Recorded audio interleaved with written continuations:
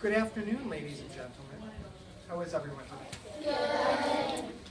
I'm Captain John Smith.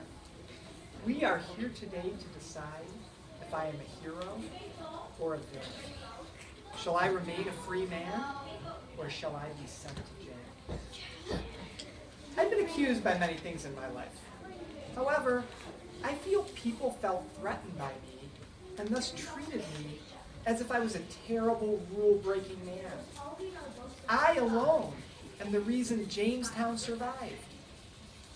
Ladies and gentlemen of the jury, I am a hard-working, honest, and law-abiding citizen.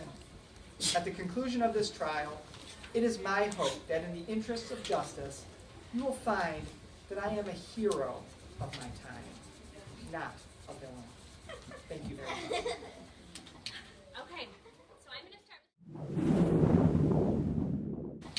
Okay, so I'm going to start with the defense.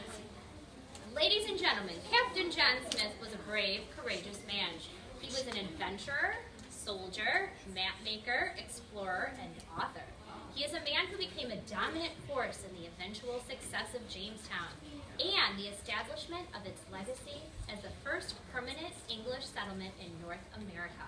In order to better understand the amazing Captain John Smith, we must look back at his story. John Smith was born in England in 1580. As a young boy, he attended local grammar schools, learning reading, writing, arithmetic, and Latin. Not wanting to be a farmer, John ran away at age 13 to become a sailor. But his father didn't want him to be a sailor, so he stopped him, and instead he made John work as an apprentice to a nearby merchant. When John was 16, his father died and he went to France to join English soldiers fighting the Spanish. When the fighting ended, John returned to England a trained soldier. John Smith spent time alone living in a shelter he built of tree branches. John learned how to live off the land, and he read books about the rules of war and politics. He also worked to improve his horsemanship and jousting skills. These lessons prepared Smith for his next adventure. In 1600, when Smith was only 20, he set off to join the army. On his way, Smith experienced several adventures, including serving on a pirate ship in the Mediterranean Sea. His pirate service, are you ready for this? Earned him 500 gold pieces. Good stuff. Smith fought battles in several countries, earning him several awards for his bravery in battle. One award was his promotion to captain, a title Smith remained proud of the rest of his life. Smith had become a very accomplished soldier and leader, but his good fortune ended in 1602 when he was wounded and captured in a battle and sold into Turkish slavery. Smith was then forced to march 600 miles. Let me read that again. Smith was then forced to march 600 miles, where he was given as a gift to people in Russia. He was given little to eat and was mistreated. Smith fled his enslavement on a stolen horse. Objection! Mrs. Kleist is not telling you the whole story. Ladies and gentlemen, what she failed to mention was that he first killed his master, then stole his horse. With all due respect, Mrs. Cerniglia, if you were severely mistreated and nearly starved to death, perhaps even you may have found it reasonable to escape at any cost. No. Let me continue. After escaping, he met friends along the way. He regained his strength, traveled through many countries, and returned home to England in 1604. One author estimates Smith's travels from 1600 to 1604 covered nearly 11,000 miles. The captain was finally home, but not for long. Smith's military experiences impressed important men in England, especially Captain Bartholomew Gosnold, a man who wanted to establish an English colony in the Chesapeake region of Virginia.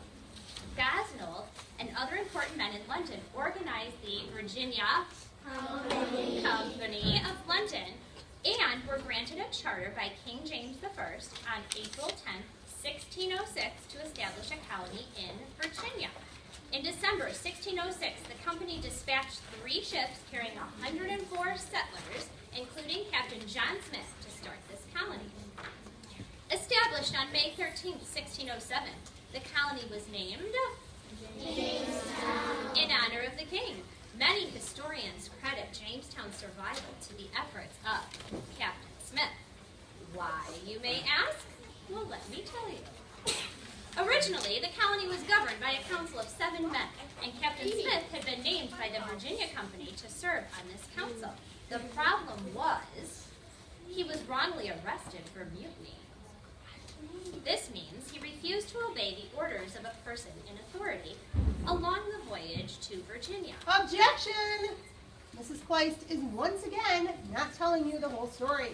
Let me fill in the blanks for you.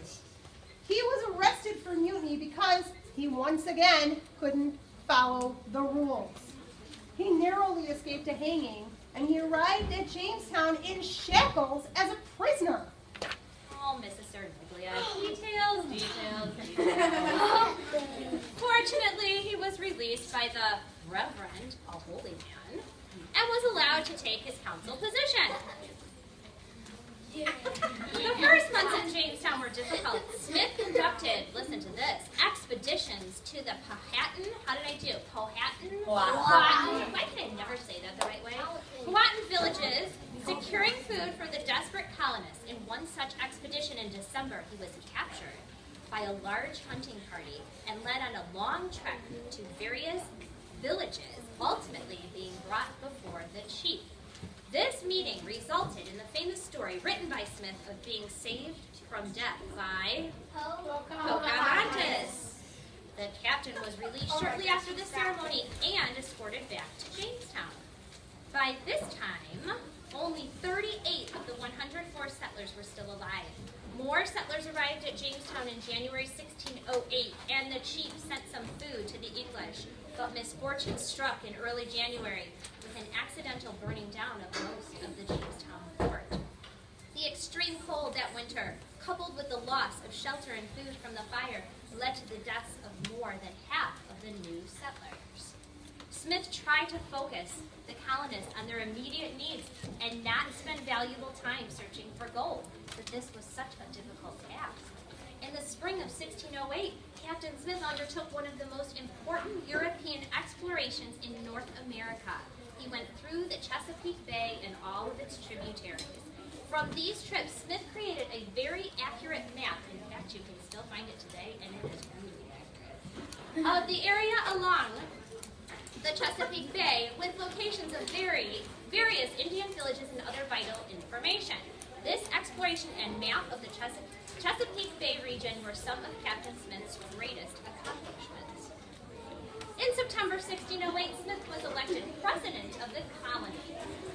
The head of the council, he implemented common sense regulations for the colony, such as he that will not, shall not eat. Good job. Under Smith's leadership, the death toll dropped dramatically. The fort was repaired, crops planted, a well dug, trees cut into clapboards, and products such as pitch, tar, and soap ash were produced for shipment back to England. Amazing.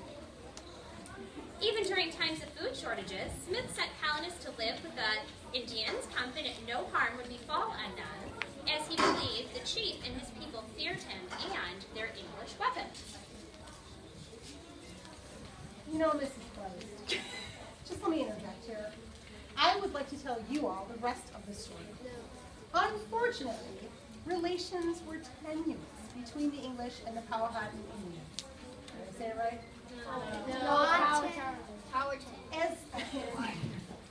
As Smith's diplomacy often turned violent, taking food and destroying villages. Smith believed all this to be necessary and strategic. However, the natives felt differently. The final meeting of Captain Smith and the chief occurred in January in 1609.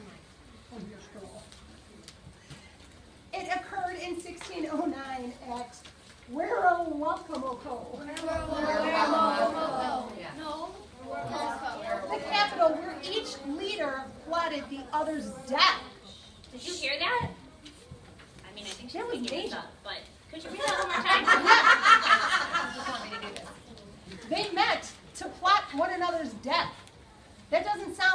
were really good friends to me. The chief's plan to kill Smith and his colleagues was ruined due to a timely warning given Smith by Pocahontas. Thank you for all of that, Mrs. Cerniglia. Wow. She returned to England after suffering a severe injury from a gunpowder explosion. He missed the first Anglo-Powhatan war between the settlers and the Indians, as well as starving time in the winter of 1609 to 1610. The colony might have suffered less had Smith not been injured. Smith remained interested in Jamestown. Even though he was back in England, he wanted to return, but Virginia Company officials refused his request. Always the adventurer, Smith went on a voyage in 1614, exploring the shores of northern Virginia, when he mapped and renamed New England. He wanted to establish a colony there, but he was captured by French pirates while sailing to New England in 1615.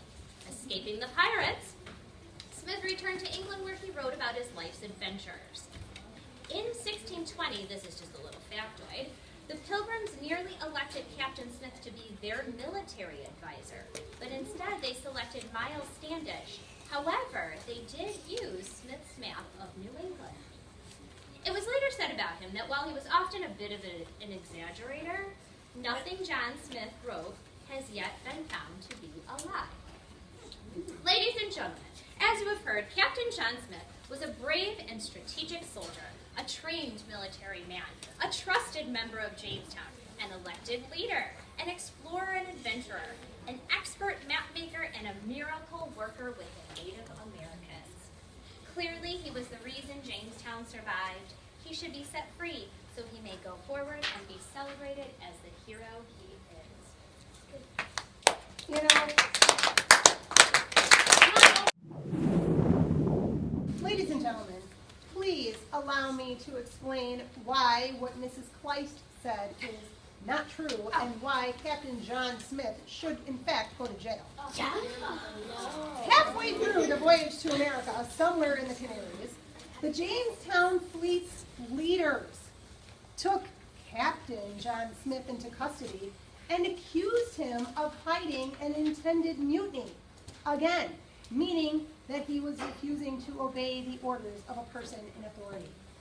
At the next stop across the Atlantic in the Caribbean, they offered to hang him, and they got as far as hammering together the gallows. Before his fellow settlers threw him out of Virginia 32 months later, they would again try to hang him, to banish him, and even to murder him. This is not the Captain John Smith story that we have all heard before. Let me tell you what he was really like. Though it is true that Smith was an explorer, a writer, a mapmaker, a geographer, a soldier, a sailor, a governor, an admiral, and the editor of a Seaman's Handbook, every story has more than one side. And Mr. Smith is a many-sided man. Many positive writings about Smith were written, in fact, by Smith himself. He was quick to exaggerate his successes and often wrote about how wonderful he was. Just 2 months after the colonists landed in Virginia, and 4 months after Captain Smith was arrested at sea, the government released him from custody. Guess what? He then organized an argument against President Edward Maria Wingfield. He stirred up trouble by telling others that President Wingfield did not own a Bible, and therefore he was not a believer in the Church of England. 6 months later, John Smith was again supposed to hang for his crimes. A last-minute arrival of a supply ship saved him. Even the Native Americans wanted to execute him.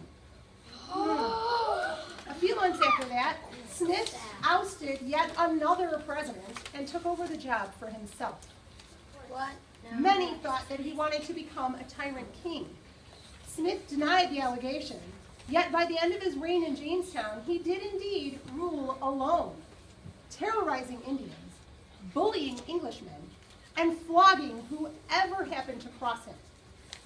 He once went so far as to come up with a plan to poison people who spoke out against him. Huh? Once again, many settlers wanted to punish John Smith for all that he had done.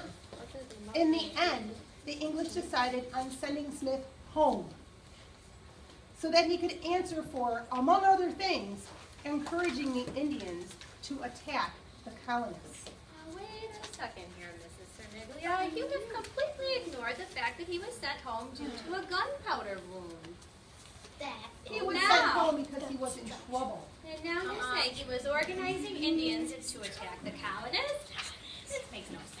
You know, Mrs. Clay, you can go ahead and believe whatever you'd like. I will proceed with my prosecution here, and I would appreciate no further interruptions from you. Anyway, they were able to send back not 1 or 2, but 8 or 9 witnesses against his crimes. Many people have written about Smith's exaggerations over the years.